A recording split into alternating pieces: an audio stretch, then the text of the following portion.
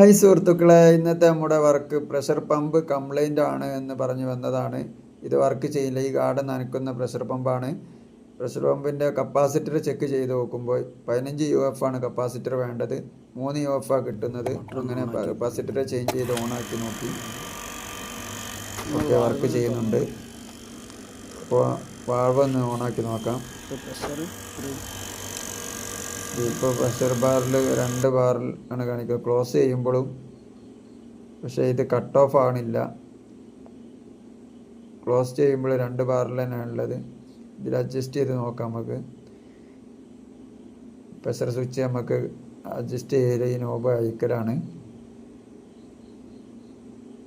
Knob അയച്ച് നോക്കാം. Range നമ്മൾ 2ലേക്ക് ഇട്ട് നോക്കാം. ആകെ എന്തൊക്കെ തിരിച്ച് കംപ്ലൈൻ്റ് ആയിട്ടുണ്ട്. 2ലേക്ക് ആക്കി നോക്കാം. 2 - 1ലേക്ക് ഇടണം ഡിഫറൻഷ്യൽ.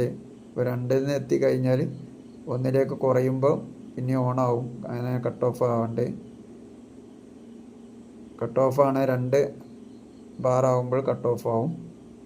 2 ബാറിൻ്റെ മുകളിലേക്ക് വരുമ്പോൾ -1ലേക്ക് ഇട്ട ഡിഫറൻഷ്യൽ 1ലേക്ക് ഇട്ടാൽ 1ൻ്റെ താഴേക്ക് വരുമ്പോഴത്തേനും 2ൽ നിന്ന് 1ലേക്ക് താഴേക്ക് വരുമ്പോഴത്തേനും വീണ്ടും ഓണാവും.